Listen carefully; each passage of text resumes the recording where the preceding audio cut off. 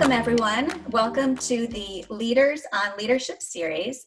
My name is Lisa Petrilli, and it's my pleasure to welcome you to the Medline Institute for Healthcare Excellence and our Medline Institute On Demand programs. Today, we have with us Geoff Hudson-Searle. Geoff is the Managing Director for International Business and Executive Management Limited, which is a leading management consulting firm in London. He is also Senior Independent Non-Executive Director at StoreMagic, a global software storage and security encryption business. He's advisor to the Executive Board of Cyber Risk Management Group, advisor to the Executive Board of SISP Technologies Limited, which has devised and patented a novel method for data compression. He's on the Advisory Council for Global Cyber Academy, and he is the author of 5 books, and they're terrific books. I've read all of them and been blessed to have that opportunity. Freedom from the Sharks, Meaningful Conversations, Journeys to Success, Volume 9, God in Business, and Purposeful Discussions, which is his most recent book. Geoff is an expert on the topic of trust in organizations, and for that reason, we wanted to have a conversation with him today, really honing in on trust because it's such an important topic right now in healthcare. So, Geoff, I just wanted to get started by asking you if you can tell us a little bit about your trust formula and the genesis of it. Sure, absolutely. I mean, I think trust is not a new topic. It's just the fact that it was very interesting. Actually, I was looking around the internet today because I knew that we were talking. So I wanted to share with you a very interesting quote by Tom Peters. We all know Tom Peters and McKinsey, and he says, "Technique and technology are important, but adding trust is the issue of the decade." And I think that's a good premise to start this conversation, because first of all, you've got to sort of break down what is trust.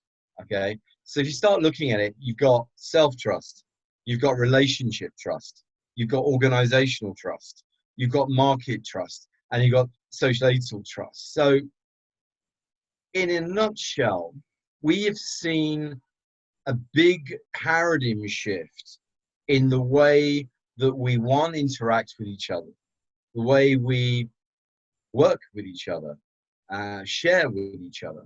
And I think that, COVID, whilst I only consider this just to be another event, whilst painful, and looking at its severity in terms of how it's affected people's lives from a destructive point of view, has only just brought through a series of flaws. And there's no excuses. I mean, when we start looking at how organizations have changed, governments have had to change, and the amount of stress that's in the market. So I think what we need to do is get back to some core values of, who we are, what we represent. The genesis that you talk about, love that word, the genesis, because the genesis of trust, let's start with the first thing. I mean, I've written a lot about this as well. We talk about the character of trust. Okay. Well, for you and I, that's integrity, right? Whichever way we like to look at that. And then you've got to look at, then from that, you'll look at your intent. And people will say that if you've done something wrong, it's not the action that actually is the problem, it's the intention. So our intentions have to be open and transparent, and we need to trust each other more from an openness point of view. And then if we look at capability, which is, I call that the trust capability, but actually that's the competence. All of that is an actionable set of results that we all need to work around. So, when we start talking about the genesis and go back to what does trust actually equal, and I'll get into this a little bit later on within our discussion, but first and foremost, why are we not listening to our people? Number one, when you listen to people, you're taking in their inspirations, their highs, their lows. You're taking in from them in an empathetic way to understand your people. At that point, you then actually could say to yourself, well, at that point, because I understand, I have an ability to actually communicate. And then you'll gain their trust because of the way the voice is actually heard from, you know, your conscious self. So I think we start talking about trust. You know, as I said before, you know, you and I know the fax machine. You know, we both know how, you know, suddenly secretaries were replaced by voicemail, um, and everybody would say, stop hiding behind the fax. Then the email era, and then the shortened email version, then the collaboration tools, then Slack, and all these other technologies came around us. And you've actually got to question that caused mistrust to a degree. And therefore, the issue just got bigger and bigger and bigger. So I think when we start talking about the genesis and we start talking about this period, we've got to get back to trusting one another. And trust and mistrust happen very, very quickly, in speed and in time. And if we're not careful enough, you know, these, I call them habits actually, because, you know, I wrote a few notes down here. What does, if we talk about the results that I talked about earlier, what do we actually talk about in terms of trust? Well, we talked about increased value. We talked about accelerated growth. We talk about enhanced innovation, improved collaboration, stronger partnering. That's a big one.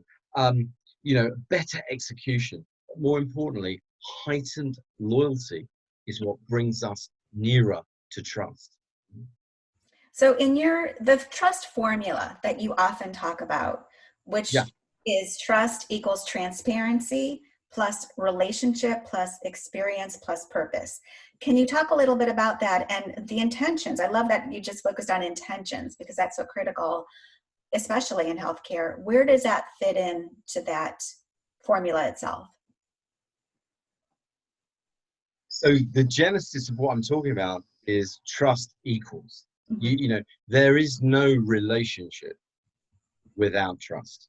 If you've ever experienced mistrust within a relationship, Mhm. you know how the inner self, you know, can't meet the external self, irrespective of a meeting of minds, meeting of words, right? So Right. I think the relationship is the glue. It's actually everything we do, right? I call it trust is like the glue of life, because without it, you know, there's no effective communication, and therefore there's going to be no effective actions. Right. No, that's profound, actually, that it is the glue of life. So if relationship is so critical, it's such a key part, what would you tell a hospital leader who does not have the benefit of truly personal relationships with everyone on their team because their teams are so large in a hospital or throughout the healthcare continuum, you know, post-acute care facilities, alternate site facilities, and they don't generally have relationships, personal relationships with the folks in their community. It's just impossible. There's so many Yeah. people. So, you know, given that relationship is so critical, what advice do you have for them on that key piece of Look, trust? I think hospital leaders, you know, Lisa, they've got their challenges. I mean, they seriously have. And you know, I looked at some research by ECG today on hospital leaders and objectiveness, and just some of those. You know, look, intensified margin pressure, intensified shift to ambulatory care, preparation of a value-based and data-driven future, strand layered relationships, workforce competition, gaps in leadership, optimized organized structure. Look, the list goes on. But out of all of the objectives that ECG came up with, where is purpose? Where is purpose? Back in the day, I mean, I think the year was 1999. I got brought in to meet the new chief executive of effectively what is the USPS, but here in the UK, in London. And the first thing he said was, I want to meet everyone. What do you mean you want to meet everyone? I want to meet every person in the organization. I want to do a roadshow Mm. from the north of England to the south of England. I want to meet the people, and at least at a minimum, I want to shake their hand. Okay, so you have to question, the new chief exec comes in, irrespective of the priorities. And look, hospital leaders, I've just given randomly, I've thrown a few out there.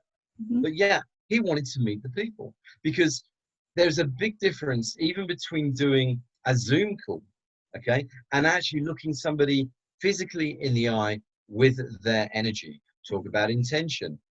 Look, a lot of people, particularly where large billion-dollar corporations have so many transformations, so much in the way of change management, that oh, here we go, it's another leader. Well, I'll tell you what, let's sit here and listen for 9 months, and if we like what he or she says, we might engage. That's not the answer.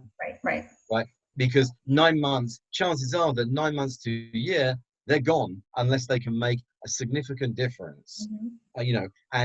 And they don't, there's no time for the important issues here. Now, when I talk about trust, I talk about trust being as a part of the main value sets that we all share, and what a company shares within an organization.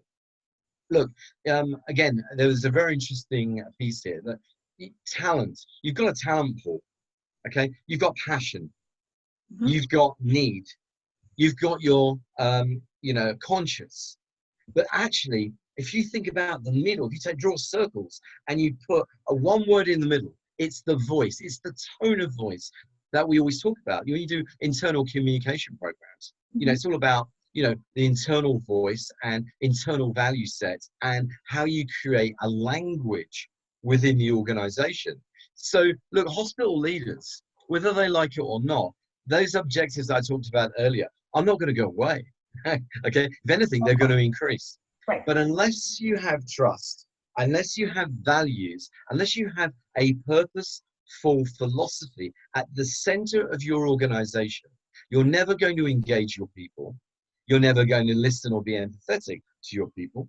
You're never going to hold the relationship or respect of that relationship in order to drive the performance that you're going to need as a leader, as a genuine leader. And look, I don't get me wrong, I think hospital leaders have actually got their work cut out. I think there is a phenomenal amount of work that they've got, but it's not enough. Today, we're talking about health and safety of our people. Today, we're talking about listening to our people. We're talking about taking them on a journey. So sometimes that means you've got to be a bit more open. You've got to loosen the reins. You've got to allow people to be creative. You've got to allow innovation. If you don't, then creativity and innovation is not even going to come through the organization. So I think that this is an incredibly important discussion. And, for hospital leaders listening to this as an example, I'm sorry to say, but you've got to raise the bar. We've got to step up. And it's not just hospital leaders. It's the trust, the hospital trusts. It's the board of directors. Everybody's now being evaluated and looked at on their performance. But unless you have trust at the center of your performance, Right. And it sort of begs the whole question. I mean, look, there is a function for HR, okay, and I understand that, but I actually think there's a bigger calling right now for a CPO, Chief Purpose Officer, or a CDO, a Chief Diversity Officer, that is assigned to support this initiative, because I know that supporting this initiative, you will see the emotional buy-in, the increase in productivity, and unification of bringing people together to achieve one goal. And I think from a leadership standpoint, that's incredibly important. So you've just brought up two critical points, and I want to address both of them. The first is the set of values. It sounds like what you're saying is, okay, given the crisis that we're in, given the mounting pressure, the mounting financial pressure, operational pressure, that what is critical in order to have trust at the center is the values. So would you suggest that the first thing they do, I mean, I know they're crazy busy, but maybe relook at what the values are in their organization and ensure that those values support loosening the reins and being creative, like you mentioned, and being innovative at that frontline level so that they can address patients and families and their needs in a new and different way in this crisis. This whole period, Lisa, is about strategic reset.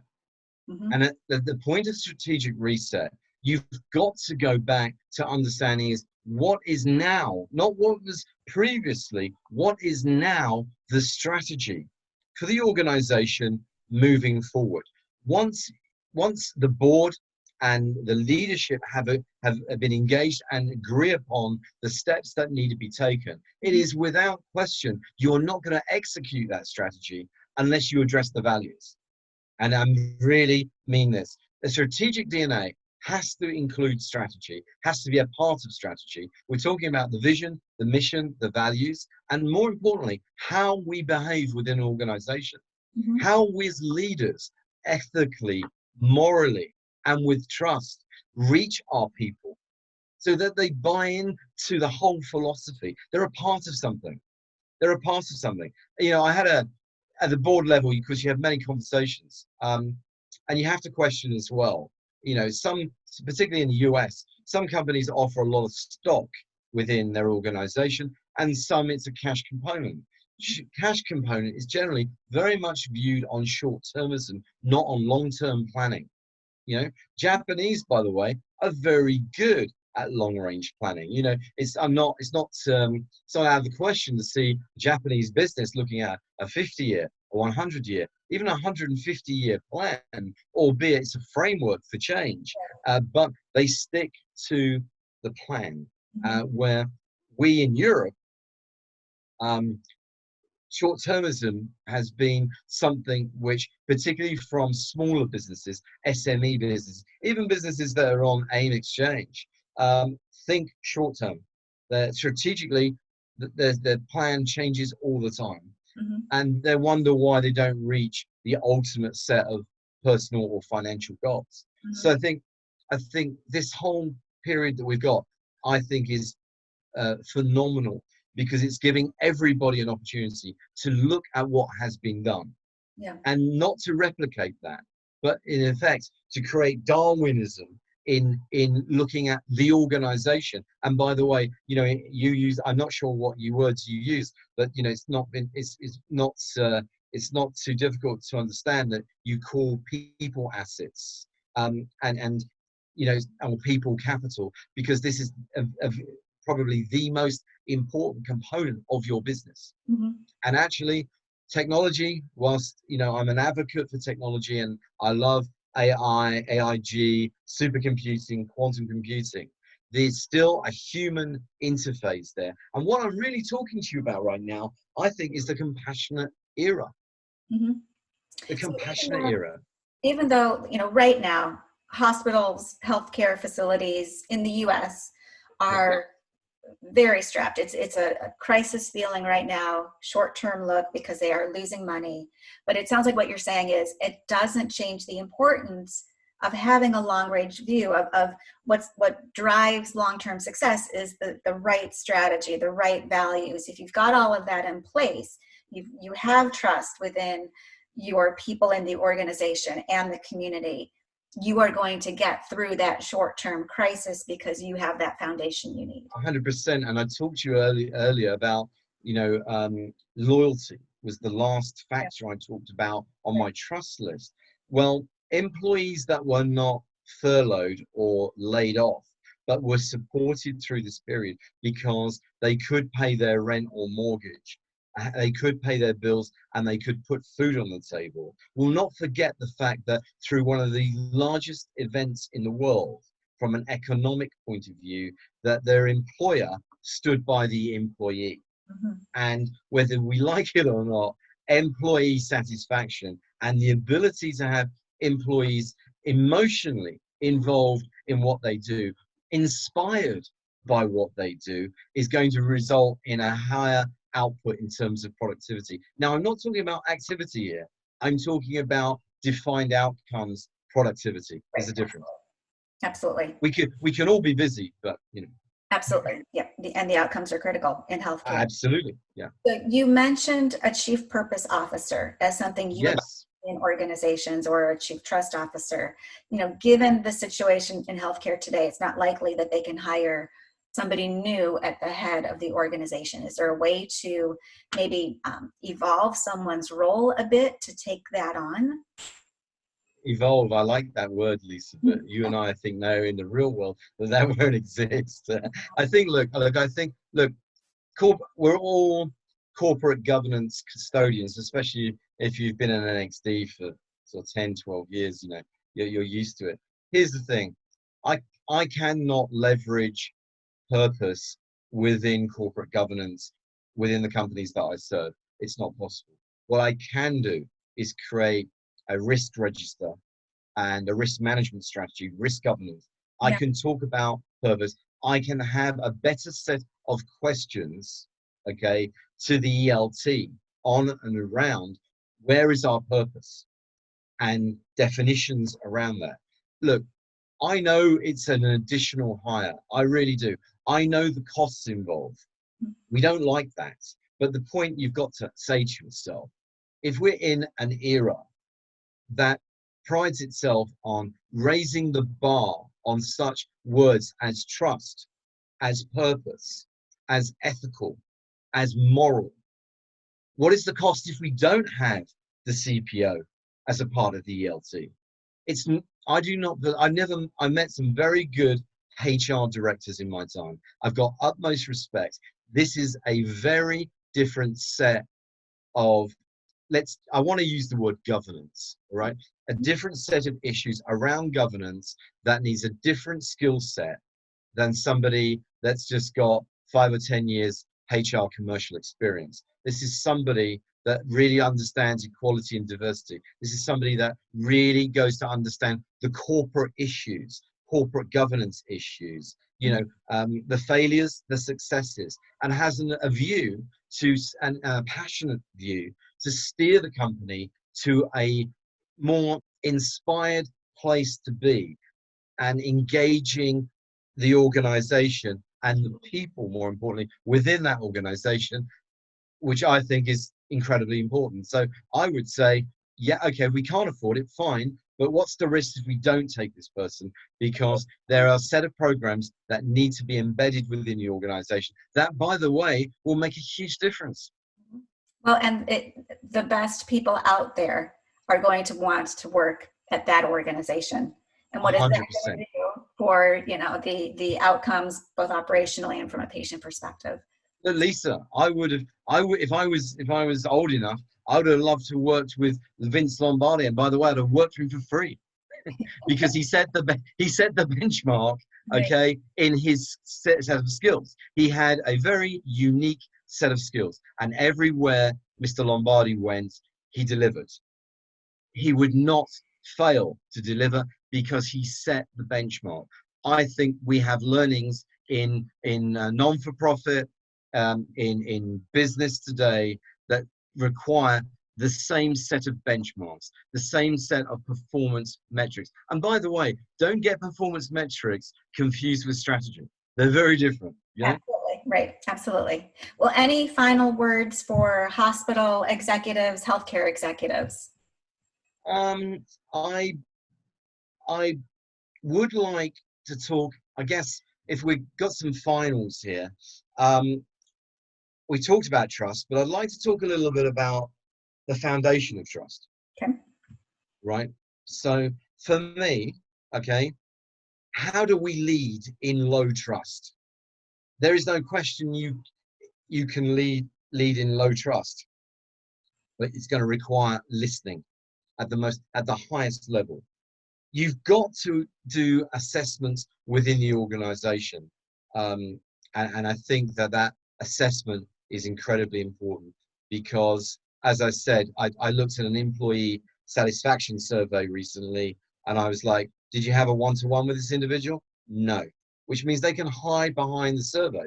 So you're never really going to be able to steer or direct the client, direct the employee or the ELT with really good affirmatives on this is going to enable us to take a step forward from a low trust or mistrust to a middle ground or high trust position. And we want to try and navigate ourselves to a high trust position. Right. So you may have to loosen the reins.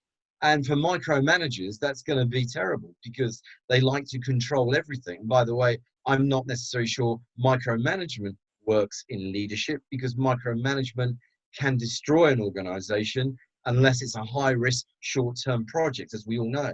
So I think loosen the reins is very important. The open communication, it's not just open communication. It's communication with authenticity. It's communication with transparency. It's communication that we can all engage within. Okay, look, I don't want to use the happy word now, but happiness, you know, if you read any of Richard Langley's work, PhD, on the subject, you know, we've got to trust, transparency, openness, communication, listening will actually create a harmonious, happy environment. Okay, you've got to create change. This was a perfect opportunity, okay, COVID, post-COVID era, to create transformation and change. And I use the Darwin scenario again. It's not the strongest of species that survives, it's the one that's more adaptable to change. So we've got an ability here to reset the strategy and to drive performance. I think that's incredibly important. And the final note, invest in your employees. You've got to have your CPO. And you keep saying CPO, and I just want to reiterate that that's Chief Purpose Officer for those who aren't used to that term. So sorry, you've got to have purpose. Purpose, you know, and I think that this is an amazing time to be working and to be in leadership and to be working with people. And you've got a fantastic opportunity now. I believe that COVID has accelerated our behavior and attitudes probably by about 5 years in the last 100 days. That means reset, strategy. And when I mean reset, you've got to take the right people on this journey, because this is going to come back at you if you don't reset the people with the right people to take you to that ultimate goal. And I think that now better, you know, if you haven't started looking at business response plannings and strategic plans within the organization, you won't be too late, but you've really got to start steering the ship into better waters. And the only way you're going to do that is with courage, fighting adversity, with the challenges, but with the tips that I recommend. Very wise words. Thank you so much. Thank you, Geoff Hudson-Searle. We appreciate it. And we will see all of you next time on Leaders on Leadership. Thanks so much. Lisa, thank you.